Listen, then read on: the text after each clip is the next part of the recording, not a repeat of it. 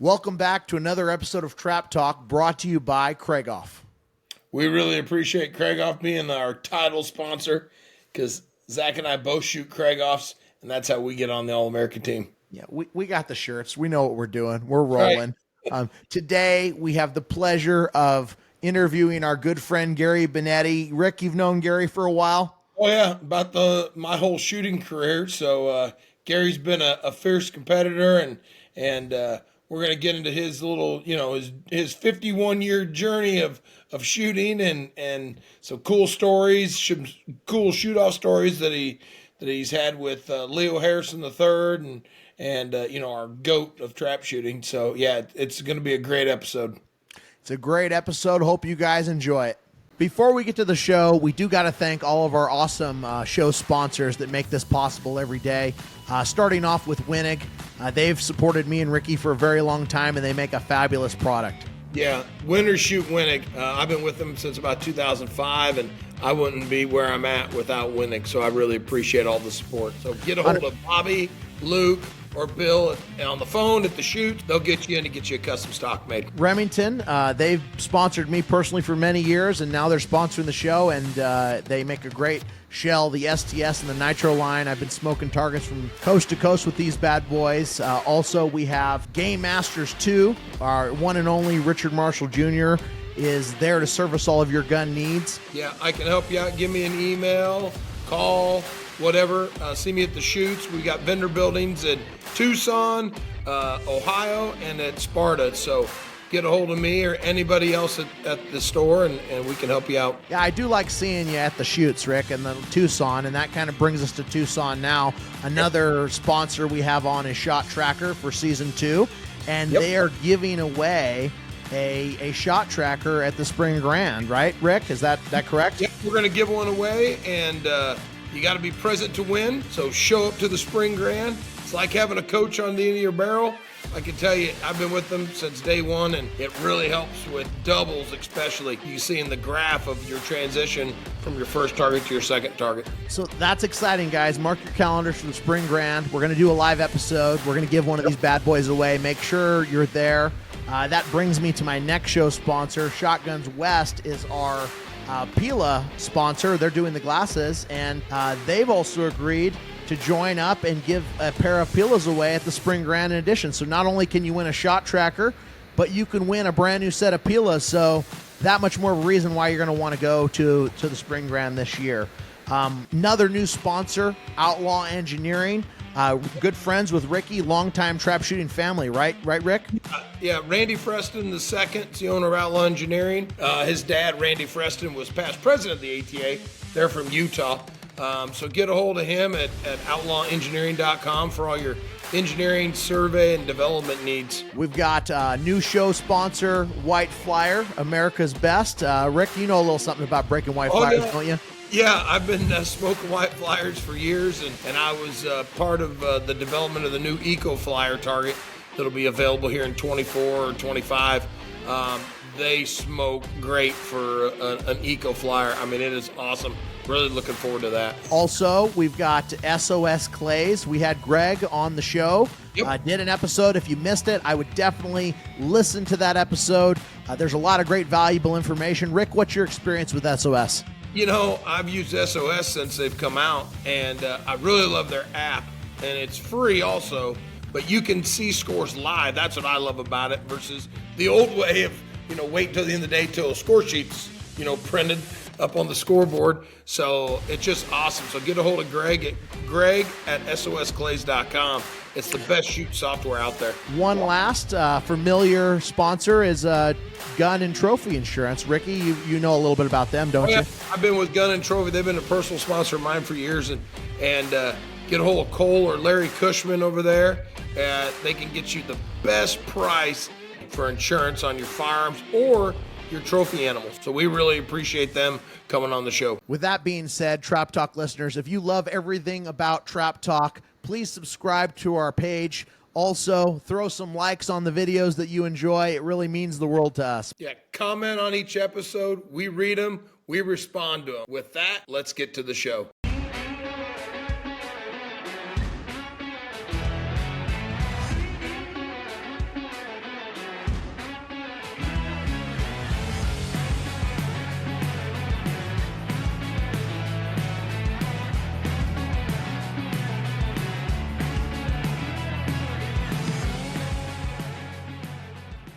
Welcome to Season 2 of Trap Talk. Brought to you by Krieghoff. I'm here with my co-host, Richard Marshall Jr., and our good friend from California, Gary Bonetti. Welcome to the show, everyone. Welcome. Nice to see you guys. You too. Ricky, could you please do the honor of introducing our guest, Gary Bonetti, today? Absolutely. So Gary Bonetti has been shooting since 1972. That's 2 years longer than I've been alive, so just so everybody understands that. He's a 7-time ATA All-American. He's a 33-time California State Team member, 6 times as captain, but he's also won the High All-Around in 1991 with a 398, and he was runner-up in the Grand American Handicap that year with 100 straight, and so he lost that shoot-off, and we'll get into that, about that shoot-off. But he was inducted to the Trapshooting Hall of Fame in 2022, just recently, and then he was inducted to California Hall of Fame back in 2003.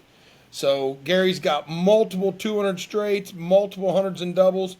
He's got 4 hundreds in handicap, which with the one being at the Grand, so he has the Grand Slam, which is a different deal than just your regular Grand Slam. So Gary's got a lot of accomplishments, been shooting a long time, so we're going to get a lot of good info and knowledge and a little bit about his shooting style out of this episode. So welcome to the show, Gary. Thank you.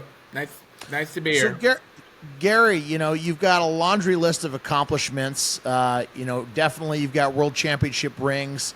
You know, I've seen you as one of the most fierce competitors in California for many, many years. When I used to live in California, you were one of the guys that I always aspired to get in the shoot-off with, that's for sure. And, you've shot great for a long time. How did you get started, and what do you think your secret sauce was for staying in the game all these years? Well, I got started with my father. He was a trap shooter also.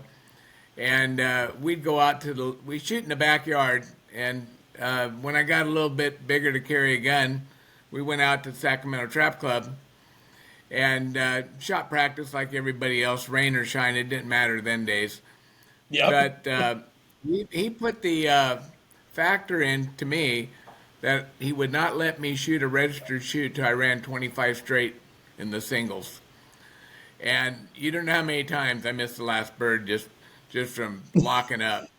But I think it helped me in the long run. The very first shoot I did shoot at the local club, I had a 96 in the singles, and that was a feat for me in them days. I was very young. Well, how old were you then, Gary? I was 12 to 13, right there. Okay. So right out of the gate, you broke 96. Yeah.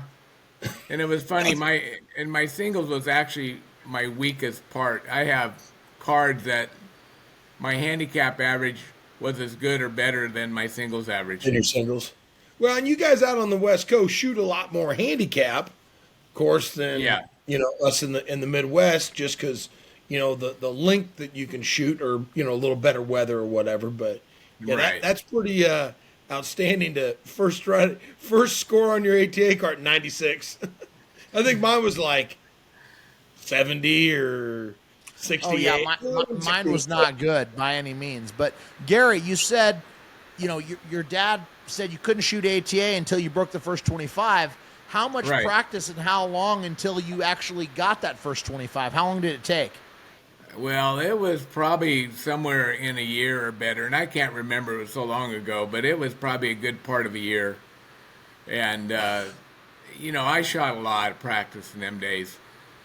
But I enjoyed it then, I enjoy it now, and I hope to enjoy it a lot more. Nice. So at 12, broke a 96 your first time out. And did you start getting really serious with it right away, or was there a point in your life where you started doing it a lot more? No, I never really started getting serious about it till I was about 18 years old. And then after I started working in the workforce, I had my own money and I did my own stuff. But my father and family, they supported me good. But to go to that next level, I had to work for it. So what'd you do to get to that next level, Gary?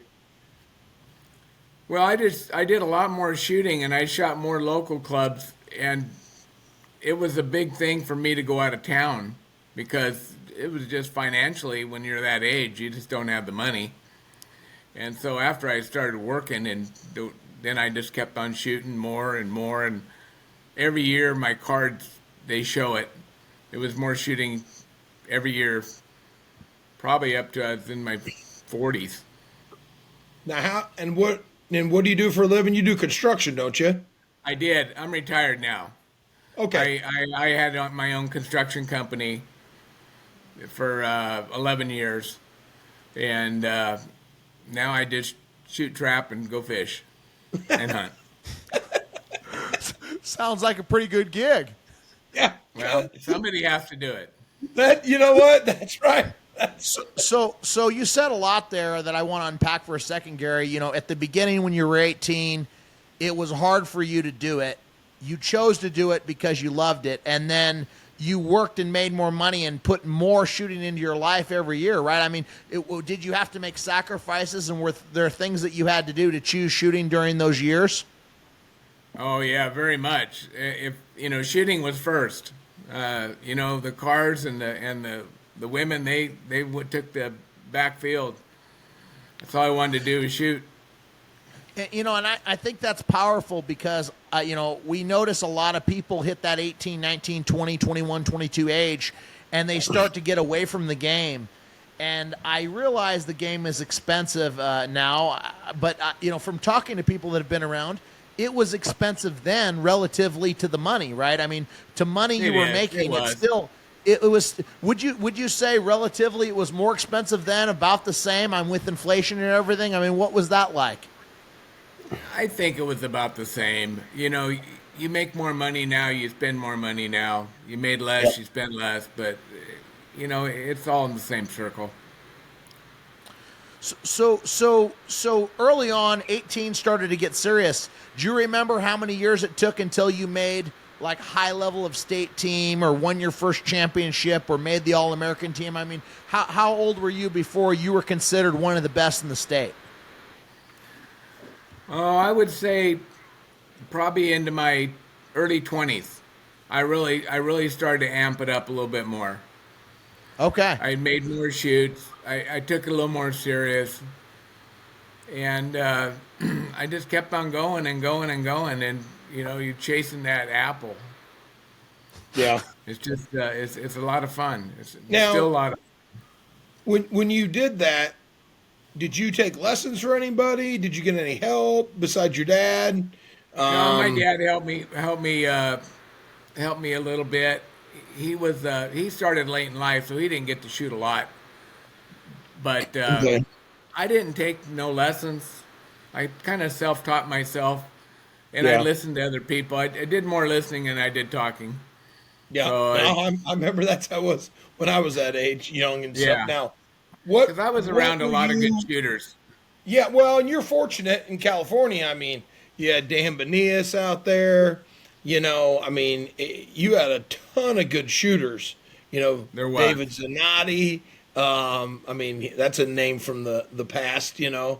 And of course, our good buddy Dave Kelly. So Sean Hawley. You had a big group that Jimmy Heller that you're shooting against. So if you wanted to win, you had to win. That's kind of how I always thought about it. Was there anyone at the time when you were shooting younger that you looked up to or that you watched to really critique their game? Dan Benias was probably the one I watched the most. He was the local hero. Yeah, I mean he's the he man. Was the one to beat. He was the one to beat, and it was very rare. But you always want to shoot for the best. So knowing that you got to watch Dan a lot like because go for Rick. Yeah, exactly. We're all going for Rick now. That's right. We're going for Rick now. So knowing that Dan was the best at the time and watching him, what were some of the things that you took away from watching him that you integrated into your game? Well, a lot of it was in my mounting. My mounting is a lot similar to his, and I don't know if he played a part of that or not, but it just felt good to me, and I still use it. And for the people that haven't watched you shoot, Gary, because I have watched you shoot, when you talk about your mounting, it to me seems like a very quick mount where you're bringing the gun up and it's kind of hitting an area and then you're just dropping in your pocket and calling pull really quickly. Is that correct? Yeah, you're right on that. So what is the fundamental reason why you're calling pull so quickly once the gun hits your face instead of like letting it settle like me and Ricky do? Well, I'm already focused. I got my eyes on the top of the house. I fairly shoot a fairly low gun, and I track the bird, and my eyes are already set. So I'm just burning time till it's my turn, and I'm ready to go. You're bringing the gun up, and you're staring. You don't look down the rib. You're just kind of staring at a spot, and you bring the gun up to right in front of you, and then you call. Is that correct? Yeah. Okay. And that's why, Zach. And some people do that, So his eyes aren't moving down to the rib. Like I make sure and I look through the beads, and then I call. Yeah, I'm mounting the gun, looking at the sights, looking through them, looking above them, getting ready to call pull, and it kind of takes time for my eyes to go. But with Gary, I've seen him. He's like lined up, and when it's his turn, the gun's going to come here, and then boom, it hits his face, and he calls pull because he's already, out there in the field looking for that clay. It seems. He's not looking to the side. You're looking to the side. Look at your camera. Look up at there. You go. That's where you're supposed to be looking. Yeah, I got not looking inside. But Zach, one of the things you just mentioned, you said you're looking here. You look. We don't know what you're doing. You're trying to cook a breakfast sometimes when we're trying to shoot. Hey, you know what? But we all can't be Ricky Marshall. Slow up my game a little bit because I think a lot of it has to do with your eyes are not quite as good when you were younger. Yeah. The focus takes a little split nanosecond. So I am trying to do that, and it seems to be helping. Just slowing it down a little bit. It's hard to get out of those habits. Oh yeah. Well, you've been shooting, for 51 years, so it is tough to break that habit. Hello, Trap Talk listeners. Zach Nannini here, and I'd like to thank our show sponsor, Remington. And today, I would like to go into what shells I use when I'm training and when I'm shooting tournaments. First of all, we start with the Gun Club. This is a great shell. I shoot an 11.45 ounce and 1/8, and this is what I shoot for singles and both shots of doubles. The only reason I don't shoot this in tournaments is because I like a little bit of a harder shot, a little bit of a harder break, but it works great, and it's the same speed as this STS shell. So this STS shell, a little bit harder shot, figure 8 wad column, smokes the targets a little bit harder. Also, I shoot for singles and doubles, both shots. And then when I go to the back fence and I want to put the smoke on them, I bring out the Nitro 27 ounce and 1/8, 7.5. It's a 1235 shell, blast the targets, works really well. I hope these shells work for you, and I want to thank Remington for supporting Trap Talk. Going back to in your intro, so you won the all-around in 1991 with a 398. So you broke 100 in the handicap. Now, did you break 99, 199 to get that, or how was your scores broke there? 199 singles and 99 doubles. 99 doubles, okay. Yeah. So who'd you shoot off with in the handicap that year? Oh, boy. It's, I can't remember. Okay. I know the one guy was from Florida. So there was multiple hundreds. There was, I believe there was 4. Oh. Wow.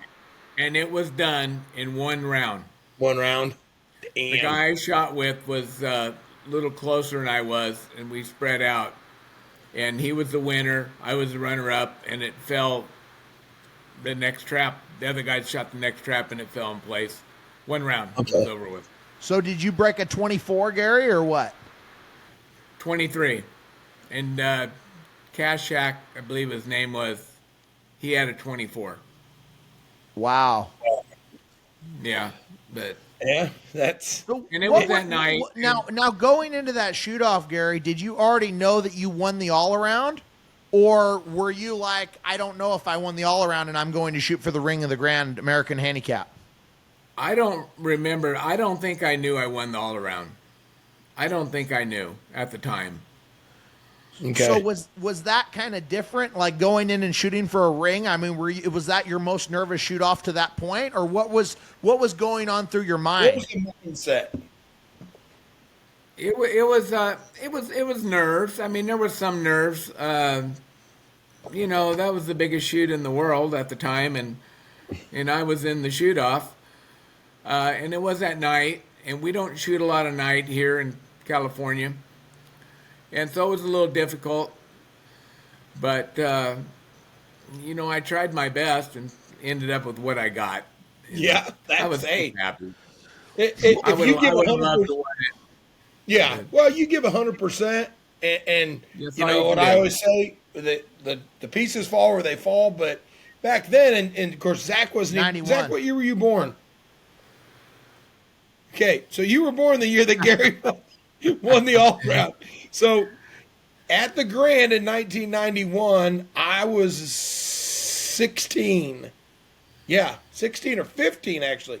I started in 88, or yeah, it might have been 16. Anyways, in 91, there was probably 3,000 shooters in the Yeah, there Grand was a Olympic Handicap. good crowd. Good crowd. So that's where, when we look at the numbers now, because I remember, back then in the early 90s, the big numbers as we I didn't go in 1990. I think it was a 93 Grand I missed because I didn't have the funds to go, and that's the only one I've ever missed. But I remember gradually as they got, 2000 is when there was like 5,000 entries or whatever. But those numbers were so big because there's so many people in that area shooting. But There was. there was a lot of pressure at night. A lot of people that don't shoot night targets. It's a different realm of shooting. It is. You have to look at the target a little different. Back then, we didn't shoot orange targets. We shot white targets. Yeah. So that was, and you had the hangars in the background and airplanes taking off. And, oh, yeah. It was good times, but I remember when you're.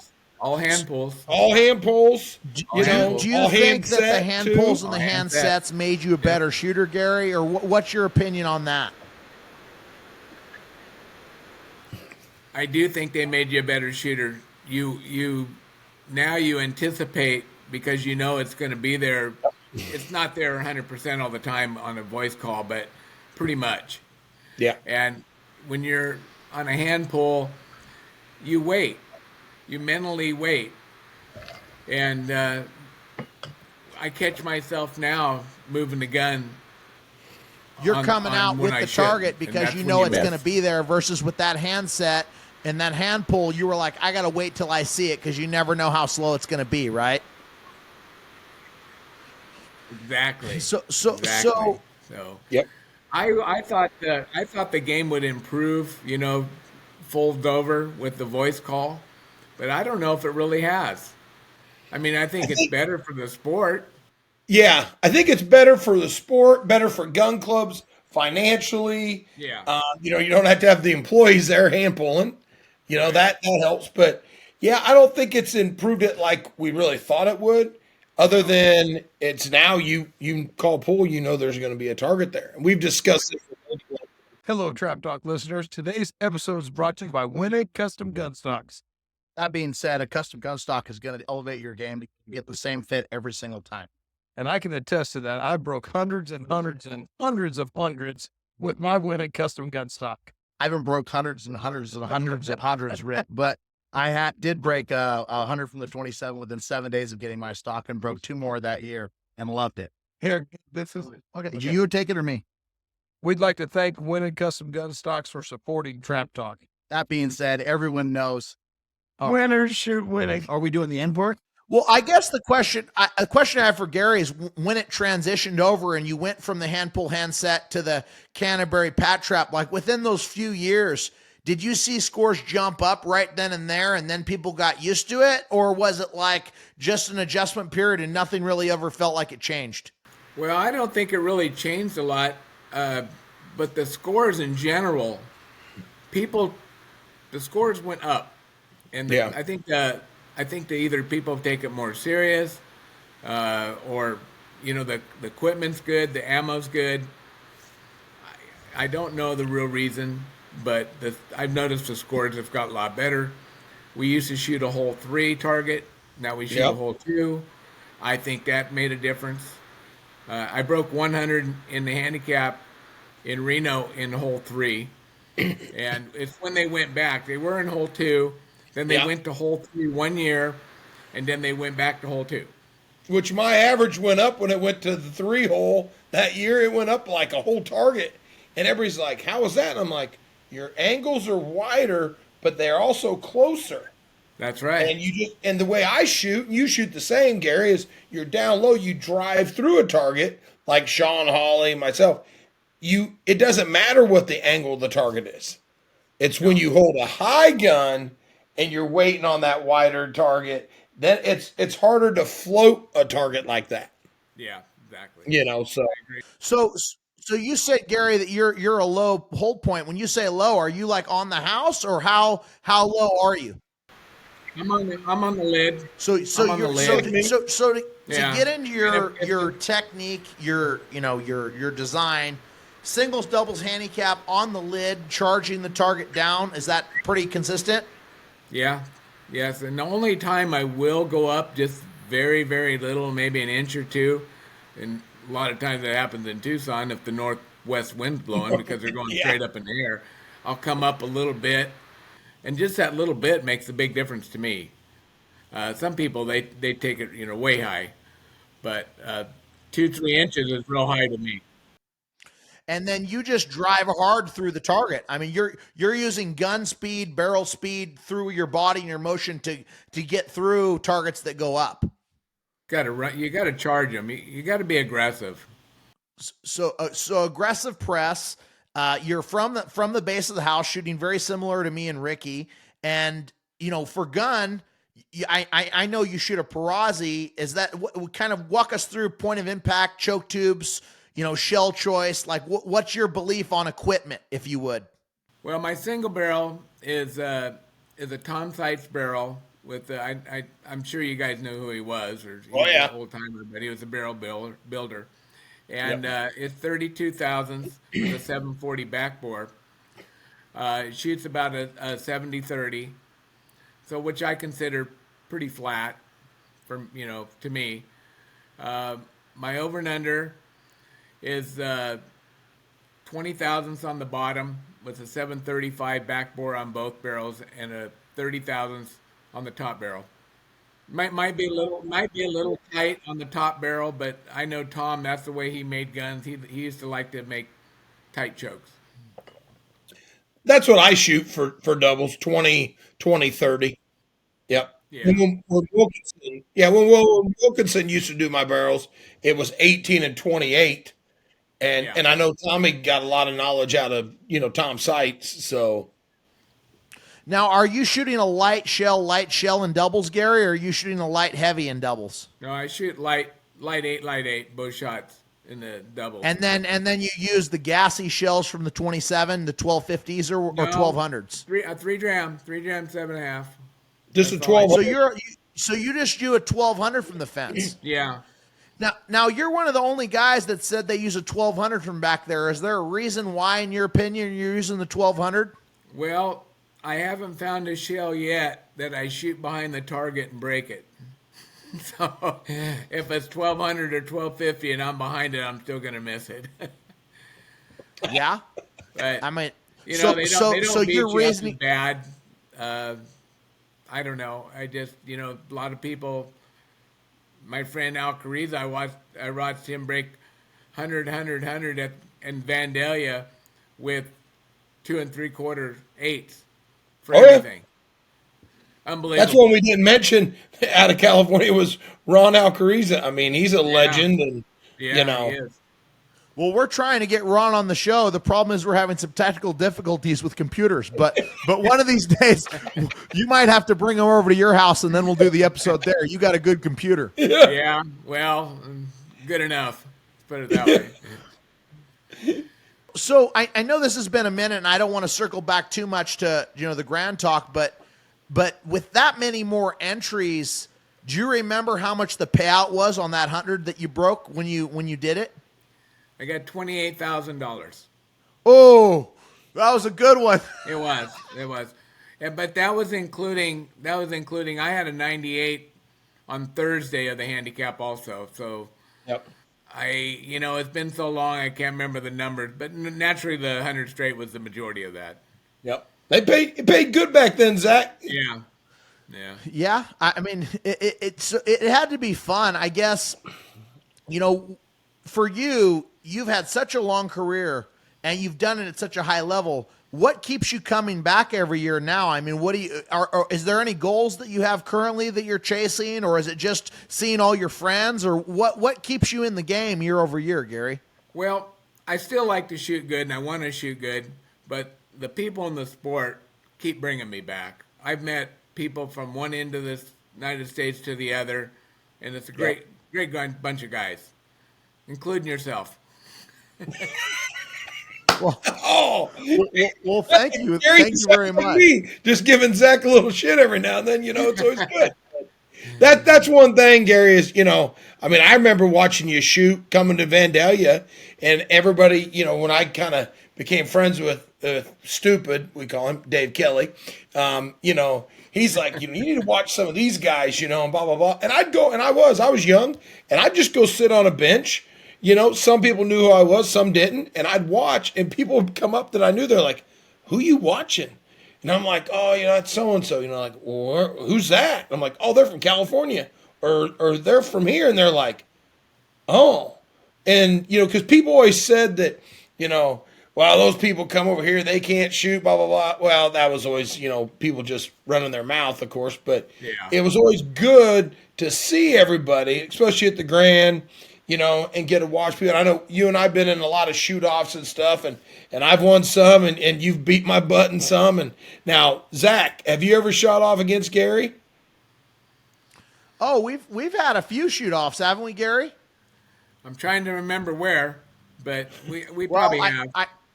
I know we had a couple at Kingsburg. I remember there was a double shoot-off that we had there, and I think we had a couple at Livermore.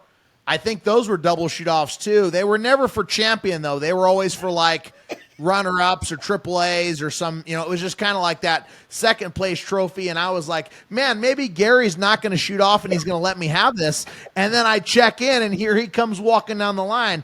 I'll tell you one thing. That guy does not forfeit. He's not like Ricky Marshall. He will come out and he will shoot those shoot-offs, and he will make you work for that every single time. Listen. I show up for the shoot-offs. It just, some of them, it's like, hey, we got podcasts to do. That's what it's been the last year. You guys been doing a good job at that. Everybody I talk to, they do watch them and listen to them. You guys do a good job. Yeah, we're trying. Well, thank you. We've had a it. lot of people ask about Gary Bonetti. Yep. We've had them say, we need to have Gary on here. And I'm like, we're working on him. He's a busy man. He's doing too much fishing and shooting. You got to catch me when I'm not in Mexico. Nice. In 2023 here, we have done 37 state shoots, 7 of the 11 satellite grants. We're almost there. So most of them. We now have, I think it's 241, 242 clubs across the country using our system. If a club was wanting to use you, do you have like a base entry-level pricing or packages that you advertise, or is it based on the size of the shoots, Greg? Our base level price is $0. Our complete package system, the whole enchilada, is $0. $0 is a good price. It's a good price. The premium members do not pay a pre-squad fee, ever. Yeah. For all year. All year. Can I buy a lifetime membership? Absolutely. Yeah, I was just going to Can I say. be your first lifetime member? Is there a 5 I want year? to be number one. Zach, We want lifetime memberships for me and Ricky. So, Gary, I want to know, like, just to go back to, more value to people listening to the show, what are some things that you would recommend as far as training regiments or as far as things that you did that really elevated your game? Like, if you could give some advice, what would be some good advice from you? Well, I think that everybody needs to take it pretty serious when they're practicing, and I know sometimes it's hard to do. And I think another good thing for a new shooter is to get somebody knowledgeable like Rick, to get them going in the right direction. Take them to that next level, because some people don't know how to get to the next level and they need a little push. Yep. And it's worth the money to do it because, as you know, it's an expensive game. Oh, yeah. with a few more dollars if you're going to bring yourself up to the next level. Yeah, a lot of people don't realize, it's a box of shells, a box of targets, the shotgun, the travel, the food, all the things that kind of go into getting to a shoot. By the time you shoot that target in the air, it's pretty expensive. But then, they're spending all this money, but they're not spending time reading books, and they're not spending time listening to podcasts, and they're not spending time, taking instruction. And I was always like you said, Gary, when you were young, you wanted to watch these guys. And like my thing was, if I could watch Gary Bonetti and Sean Hawley in a shoot off, I was watching it. If I seen Dave Kelly out there, I would go watch that, and I'd be like, oh, that guy holds his barrel still. He's, using a big forward press. He's really aggressive. And I mean, at the time, Gary, when you were shooting really good doubles, I mean, you were one of the fastest double shooters in the state of California. I mean, you just were mean with that gun. I mean, you just, and I was like, holy crap, that guy just grunted those things, 2 smoke balls, and I'm over here, loading my black powder musket, and he's already he's already done with the show. But it's definitely impressive to watch the pros do it. It is. It's a lot of fun. That's why we like to watch Rick. Yeah. In the shoot. Well, I will say, like I stated earlier, when I was younger, that was the thing to do.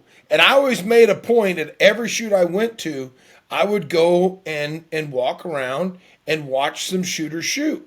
Now, when I got to be, right in my 20s, I guess it was, I was more concerned with I became friends with like Leo and, because of Frank Hoppy, my coach mentor, and I like to play cards. So we always shot, and then you went to the clubhouse to play cards. So I didn't kind of watch as many people shoot, but I was around them. And that was the thing, is you get a lot of knowledge just by going up and talking to people. And I tell people all the time, I'm like, go ask questions. I've had people, when I teach, I always tell people, there's no dumb question. So then I tell people also, hey, you see me at a shoot, come up. You got a question, ask, text me. Hey, I might not get back in a timely fashion sometimes, but, with everything going on. But it's one of those that's like, okay, listen, if you have a question, you ask it, I'll answer it, or I'll get someone to answer it. And that's the thing that all the new shooters, all our listeners out there is, just ask questions, go up, come up and watch us shoot. At the Grand, Zach and I shoot together with, Rich Bullard and Justin Debris and my buddy Mike Jackson. We'll shoot. We have a good time, but we're serious when we're shooting. And that's where you touched on a little, Gary, about your practice.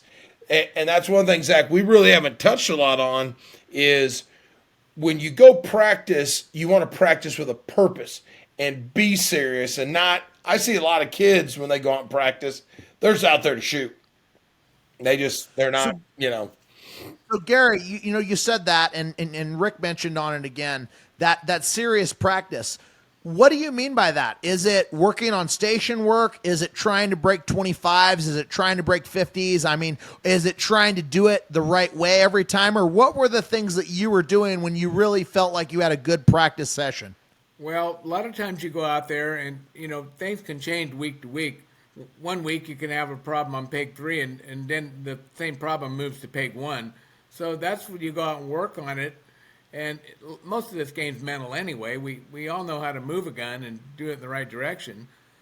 But sometimes the mental part gets in the way and we can't apply it. You get scared. And if you get scared, you're done. So you got to work that problem out. And that's what I do. Did then, and I do it now also.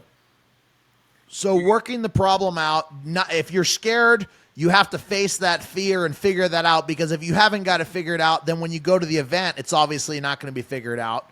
And then mental game more than physical game. So for you with the mental game, what were you doing to stay sharp? I mean, were you just visualizing winning trophies? Were you visualizing breaking targets? Or what were the things that gave you that competitive edge to win so many trophies over your career? Well, just try to do the right thing every time you do the same thing over and over and do it right. and don't make foolish moves. Don't lift the head. You know, do the same thing over and over and be more consistent, and what makes you a good shot. You stay in that groove. Fundamentals. A lot of mental. Yeah. And Yeah. I think we all have it. It's just getting it out. Yep. Getting it out of our system, out of our brain. Yeah. We all know So- that. so We've been did- there and did- probably talked ourselves Did out of a target. competing and becoming a competitor, is that natural to you, Gary, or is that something you had to work on? I mean, have you always been a competitive guy, or was it like, I got to work on this? No, I've always been competitive, and no matter if it's trap shooting, fishing, playing horseshoes, it doesn't matter. It makes it more fun the more competitive it is. So, and I'll just say this because I was always on the outside looking, and I was just a little kid walking around Kingsburg Gun Club, and I'd see Sean Hawley, I'd see Jimmy Heller, I'd see Gary Bonetti, I'd see Dave Kelly. And one thing I could say is consistent across the board with the people that I've known to be really good champions is every one of them is competitive.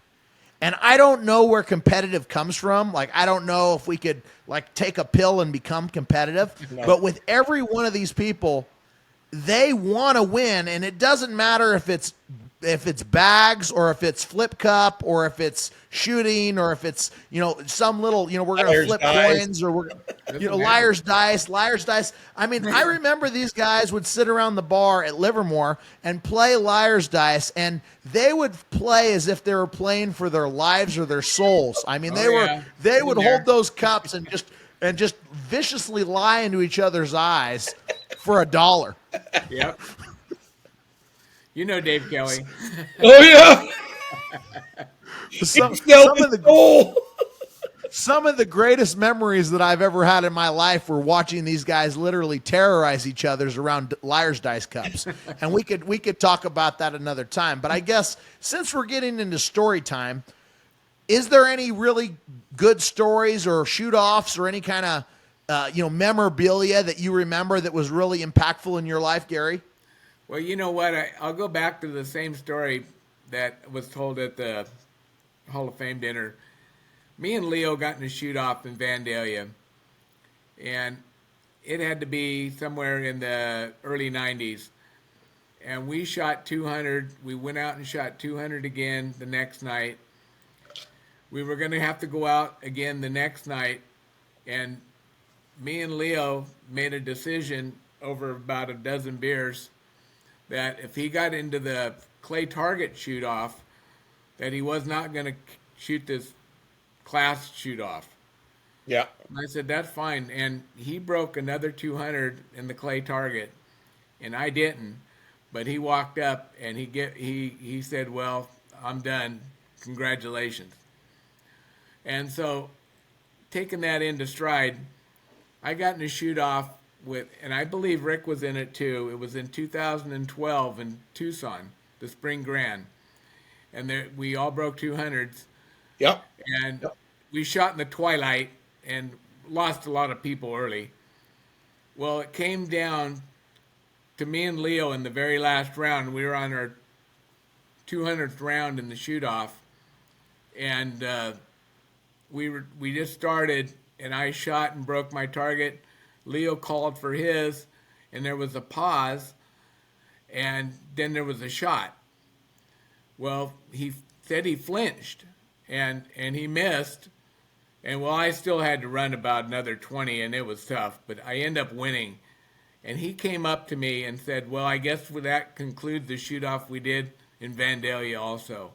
And that was, and I actually forgot about it. Forgot about it. Yeah. And it's still in my heart. I still remember. Yep. So it was that's a very memorable moment. The guy was that had to be super special. And to think about that, and to give your hats off to Leo for him to remember that all those years and then carry it back to that. Just shows how that guy was so smart, and his brain, he would not forget anything when it came to counting cards or coins or, just this little knowledge and things that you would ask Leo, and he was like an encyclopedia. And he would remember that stuff and never, ever forget. And I'm like, damn, Leo. I mean, it stung you. And the things that he would say would, they would warm your heart. I mean, it's just like, who comes up with that kind of, yeah, it's amazing. He's a gentle giant. I mean, I remember traveling with him, getting in a lot of shoot-offs with him and stuff. And it was always, he had so much knowledge of the game of outside of really, he got into teaching later on, but just riding in the van, this is way before he was teaching, and we'd go to shoots, him and I and Frank, and I was a kid, and I just asked like a dumb question like when you're shooting singles, should you like look to around and not look at the target, just weird stuff, and Frank would always say, I don't care what you're doing as long as you're paying attention, and when it's your shot, you shoot, and it was like, okay. So that's kind of, and it's weird, but I remember, shooting in Tucson, and Big L, he was just, he was a machine when it came to shoot-offs. But at nighttime, he had to work, at shooting. And I always used to say that, and people were like, well, and I'm like, he's the GOAT. I mean, literally 27 world championship rings. Even with the night shootouts of the Vandalia days, he struggled seeing the targets as good as, say, a young kid. Yeah, but he could shoot. It didn't matter. Shoot the first one and then loop to the second one and drive through it. Oh, just like that. Great shot. Shot 2. Great shot. We're just trying to help every shooter out there, no matter if you're an expert or a beginner, and this product will take your game to the next level. Works for any of the disciplines. As long as it can find a clay in the image, it will figure out how it's moving and how that shot pattern is going. Yeah. Now in that shot, I intentionally shot high, which is most people do. That's what you did. Yep. So outside the pattern. Yep. Now what's it say for the correction of that? 1 foot. Yep, that'd be correct. Now in this one, I will smoke the target. If people want to purchase this unit, what's the best way to do it? I mean, is it through your guys' website? Is there a phone number to call, or what's that situation? Yeah, go to our website, takeaimtech.com, and an online store. We have inventory. We'll ship usually within 24 hours. Huge thank you to Jim and Bob at Take Aim Tech for supporting Trap Talk. We've mentioned night shoot off, and Gary, you said at the time when you lost the Grand the first time, it was at night and you missed 2 birds. That being a long time ago, and then all these other night shoot offs, and getting to that Leo shoot off where you actually won and it was during night, just the story you just told. What is something you've learned about nighttime shooting that has been really, really helpful for you that you could give to the listeners? Well, it hasn't really got any easier because I don't shoot that much at night unless you go to getting a shoot off in Sparta or Tucson. But you have to adjust a little bit of different. I had to slow up a little bit because then I would catch myself starting to chip the targets if I was doing my same routine. Yep. So I would have to take that extra nanosecond to let my eyes adjust, and it becomes a little easier. Not easy, but it's still tough at night. So just a little bit slower than you would during regular daylight. That's the thing. A little slower. Sure. Maybe the brakes are just a little bit more out. Yep, exactly. Yeah, the sight looking was always, for some people, like, Dean Bright, there's a name from the past, and Dean still shoots, but, I remember one year, Dean, he struggled shooting off a night. He took white chalk and chalked his whole barrel, the rib, so he could, and it looked like a landing strip, and we were like, what are you doing? I'll never forget Sean Hawley and they're like, and he's like, oh, this is the ticket, and it wasn't the ticket. It's like, it was something. That was, in fact, listeners, not the ticket. Yeah, it was like, okay, well, move on to something else. So, yeah, absolutely.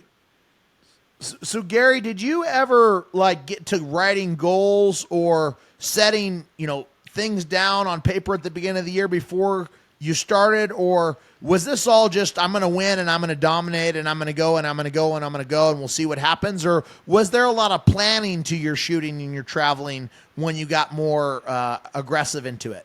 No, it really wasn't. I took every weekend at a time.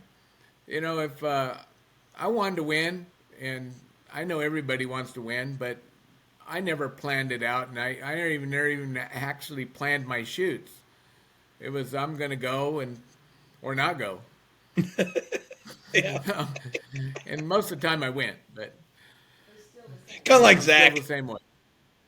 Yeah, very, very laissez-faire And I don't attitude with really it. But make a I mean, I plan. like that. I'm gonna win. Is there any favorite shoots that you have that you go to in the country that you're like, this is my favorite shoot, or is there any shoots that you haven't been to that you want to go to? No, I've been to all the clubs, and I really enjoy Tucson. I like their targets down there, and I like the way they run the shoot. Bill Martins did a fantastic job on that club. Yeah. I mean, I shot there in the day when it was 5 inches of mud also. Absolutely. So it's I've been there long too. ways. Yeah. And Vandalia always been in my heart. And Reno at the old club at Harold's Club, that was another legend place to shoot. And the scores up there were really tough because of the alcohol that that was involved. The extracurricular stuff. Sometimes the workers too. Yeah. It was tough. It was tough, but that was one of the Tucson, Vandalia, Sparta. You got to throw in there too, and Reno. They were the top line.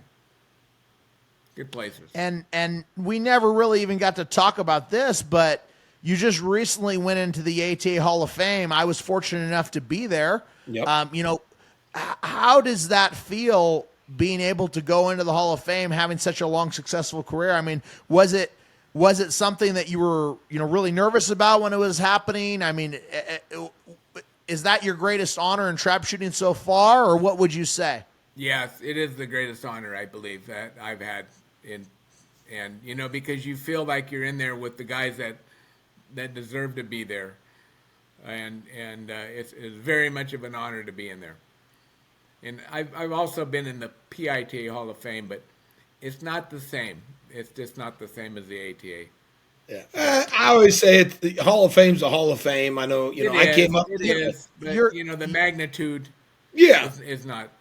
Yeah. You're in every Hall of Fame though. You're in the California ATA Hall of Fame. You're in the PITA Hall of Fame and in the ATA Hall of Fame. And so, I mean, there's not a lot of people that can say they're in all three, their state, and then both PITA and ATA. I think that's a huge, huge accomplishment. And to take my hat off to you, and I know you said being in there with the guys that really deserve it. I can tell you, Gary, you really deserve it. I mean, 4 Grand Slams, rings, long runs, shoot-offs with Leo, years and years of dedication and never getting up to the game. I mean, just the amount of influence that you've had on the game. And I can say that there's been shooters that have shot on your squad, like Andy McLaren. I mean, some others that I'm thinking of that, guys that you took them under your wing, and they weren't necessarily, the greatest right off the bat, but they just, you helped. You even helped me out. You're just like, oh, yeah, Zach, do this. You could shoot with us. And it was always great to have someone that was a heavy, heavy competitor around when you were young. And you were like, okay, I want to reach up to that level and be like this big dog, and it's not easy if you don't have those people around.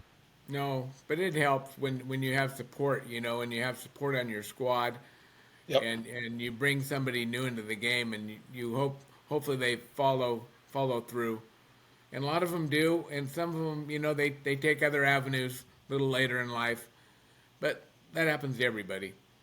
Yep. Yeah, it does. Well, Gary, is there any other good tips or any other stories that you have for us before we get out of here today? Is there anything we're missing? No, I think you covered it pretty well, and you guys doing a great job. Well, thank you. Well, Rick, is there anything that you want to ask Gary before we get out of here? I think we're good. It's been a great episode. Gary's a wealth of knowledge, and I've shot against Gary my whole shooting career. So, especially at the Grand, I mean, we got in a lot of shootouts there, and it was always a lot of fun to shoot off against them guys, especially from the West Coast, because I never got to go out to the West Coast much, Well, we're not missing you over there. Don't worry. Funny, Zach. You just stay your ass in California. You can stay in Nebraska all you want, okay? You don't need to come into California. We don't need you. Use that. Well, Gary, is there anyone that you'd like to thank, family, friends, sponsors, before we get out of here? Well, I'd like to thank my whole family, my wife, my daughter. They've supported me all the way through this long career, and my wife especially. And we're going to keep on going. Nice. Well, we will definitely see you at the next shoot. You're going to the Spring Grand, right? That's my intentions. Perfect. Well, we're going to be giving away a shot tracker, not that you need one, and some new Pillas glasses, not that you probably need those either, but we're going to have a live episode at the Spring Grand, and we're going to see everybody, and we might even be able to get you a cocktail or two at the bar since you did this for us. So I'll remember that. It's going to go on Team Nanini. Yeah, that's a Team Nanini expense. That's not a Trap Talk expense. We'll just put that on the corporate charge card. But this has been amazing, Gary. Thank you so much. We'd love to have you on someday again, maybe live at a shoot, and hear some more of your knowledge. Think up some more of those great stories, and the listeners will enjoy it. And we will see you all again next Friday. Okay. Thanks a lot, Zach, Rick. Absolutely. Thanks, Gary. All right. We'll see you. And the Trap Talk podcast is brought to you in part by RM Shooting Clinics. Have Ricky take your game to the next level. If you want to shoot hundreds, give Ricky a call today. Zach Nanini Financial. We believe in putting people first.